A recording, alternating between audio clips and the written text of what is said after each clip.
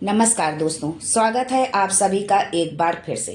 यदि आप अपनी लाइफ में नया कुछ सीखना चाहते हैं तो आप हमारे चैनल को सब्सक्राइब जरूर करिएगा। दोस्तों, आचार्य चाणक्य किसी परिचय के मोहताज नहीं है, फिर भी आचार्य चाणक्य के विषय में ये सूक्ष्म जानकारी अपनी वर्तमान पीढ़ी एवं आने वाली पीढ़ी को बताना चाहती हूँ।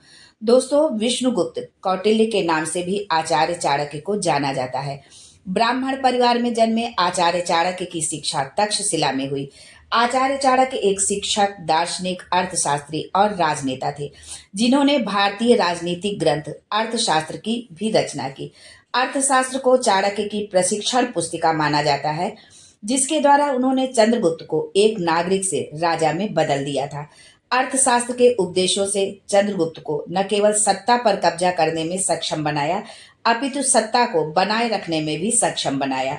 2000 वर्ष पूर्व लिखे जाने के बावजूद चाणक्य की शिक्षाएं आधुनिक युग में भी प्रासंगिक हैं। वो अर्थशास्त्र, राजनीति, युद्ध रणनीति, चिकित्सा और ज्योतिष जैसे विभिन्न विषयों में गहन अध्ययन रखने वाले एक उच्च शिक्षित व्यक्ति थे। चाणक्य नीति में नेतृत्व, शासन, प्रशासन, कूटनीति, युद्ध, अर्थशास्त्र, व्यक्तिगत विकास और सामाजिक आचरण सहित विषयों की एक विस्तृत श्रृंखला शामिल है। यह प्रभावी निर्णय लेने, ईमानदारी बनाए रखने, मानव स्वभाव को समझने, शक्ति बनाने एवं बनाए रखने के वित्त प्रबंधन और अच्छे संबंधों को बढ़ावा देने को लेकर मार्गदर्शन प्रदान करता है। चाणक्य नीति की शिक्षाएं बुद्धिमत्ता, ज्ञान, रणनीतिक सोच, नैतिक व्यवहार और उत्कृष्टता की खोज के महत्व पर बल देती हैं। दोस्तों, आचार्य चाणक्य भारतीय इतिहास के महान व्यक्तित्व थे, जिनकी शिक्षाएं और सिद्धांत आज भी हमारे लिए प्रेरणा स्रोत है। उनके जीवन और कार्यों ने न केवल उस समय के समाज पर बल्कि आने वाली पीढ़ियों पर भी गहरा प्रभाव डाला है। चाणक्य का जन्म लगभग 400 ईसा पूर्व माना जाता है, जिन्हें विष्णुगुप्त और कौटिल्य के नाम से भी हम जानते हैं। उनका नाम हम सभी लोग बचपन से ही सुनते आ रहे हैं। चाणक्य ने चंद्रगुप्त मौर्य को मौर्य साम्राज्य का सम्राट बनाने में उनकी मदद की थी। उन्होंने नंद वंश के अत्याचारी राजा घनानंद को उखाड़ फेंकने और मौर्य साम्राज्य की स्थापना में महत्वपूर्ण भूमिका निभाई। आचार्य चाणक्य ने चंद्रगुप्त को रणनीति सिखाने के साथ साथ सैन्य शिक्षा भी दी। अपने जीवन के अनुभवों से उन्होंने बहुत सी नीतियों की रचना की थी, जिसमें कूटनीति, चाणक्य नीति, अर्थशास्त्र आदि शामिल हैं, जो कि जीवन को सफल बनाने की दिशा में उचित मार्गदर्शन प्रदान करते हैं।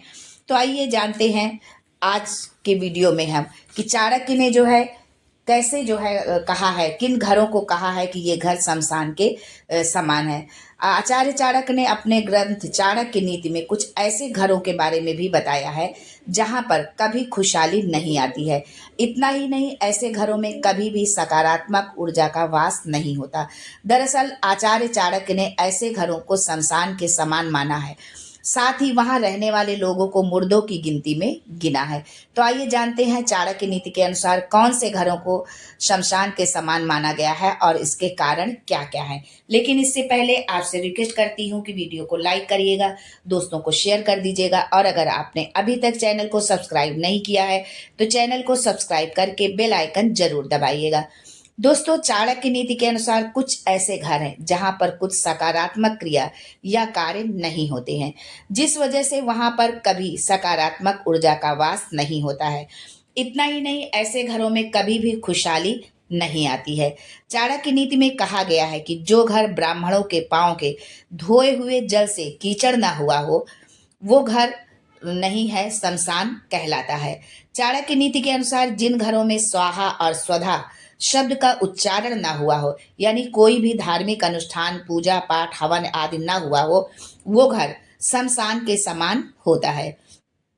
चाणक्य नीति के अनुसार जिन घरों में शुभ कर्म या वेद आदि शास्त्रों का पाठ ना हुआ हो, तो ऐसे घर में शमशान के समान ऐसे घर को माना जाता है।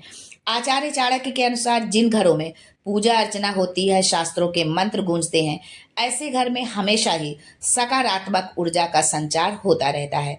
ऐसे जगह को घर कहा जाता है। साथ ही ऐसे घरों में खुशहाली बनी रहती है और हर कार्य में सफलता मिलती है। घर धन धान्य से पूर्ण होता है। आज के लिए बस इतना ही। दोस्तों, मिलते हैं अगले वीडियो में एक नई जानकारी के साथ। तब तक के लिए good bye and thanks for watching my video.